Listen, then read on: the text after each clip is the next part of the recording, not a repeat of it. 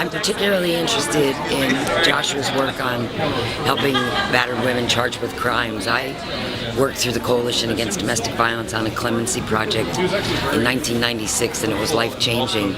So I'm hoping that we can use this opportunity to reprioritize clemency work in Pennsylvania. I had a colleague of mine who came up to me and said, "Did you know that women who defended themselves against their batterers in California until 1996 would be prosecuted as first-degree murderers, essentially as hitmen, if in defending themselves they killed their batterers?" And I said, "I did not know that." And she said, and the law changed in 96, and the good news is it's now 2002, and there's a new law that allows all these women who are prosecuted and convicted pre-96, women who are now grandmothers, many of them in their 40s and 50s and 60s, rotting away in prison. There's a new law that allows them to tell their story if they're lucky enough to find an attorney. Do you want to take one of these cases with me? And I said, yes, I want to do that. That session was just very, honestly, hair-raising, and it was really empowering for me to hear his story and know the work that he's doing and that he's going out and sharing his story. Joshua was great. I was a little familiar with his work, but just barely. So I was anxious to hear his story. I've since learned that he's quite the passionate and fiery advocate for domestic violence victims. But I especially liked his style, his storytelling style. You know, years ago I heard a speaker at a workshop, and most of my staff participated in this workshop as well. And about a year later I asked my staff, what do you remember from that workshop?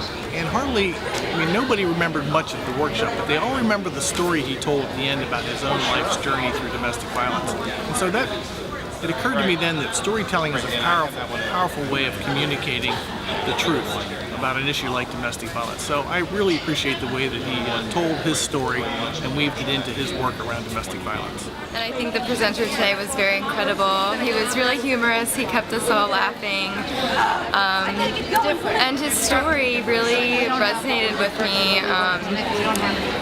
It was just very unique how he was living in teepees and communes. He said he grew up with witches, the witch was his mother, and how someone like his mom could never be in an abusive relationship.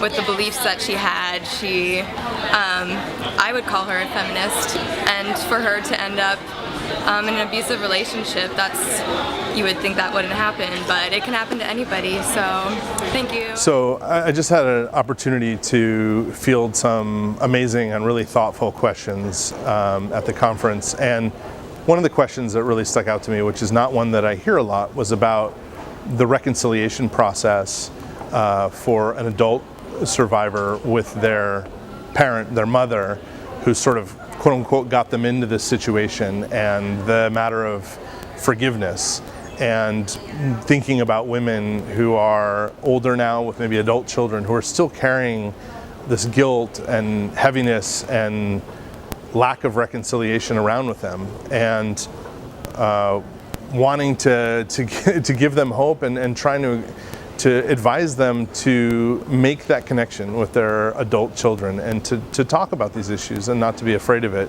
And I had the opportunity to connect with my mother. There was a deep emotional chasm between us, even though we were on friendly terms.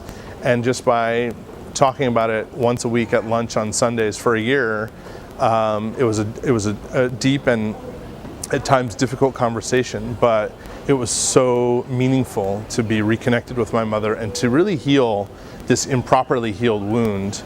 And I just want to encourage everybody who's been in this situation to let it out in the open. By breaking this taboo, we're going to end the disease of domestic violence, and we're also going to maximize the life that we have. We have one life and we're all getting older, and there's no point in walking around with this heavy weight and shame. It's time to deal with it, and through that process of openly talking about it, apologizing, receiving apologies, going through this forgiveness process is just going to make everyone's lives richer and more meaningful.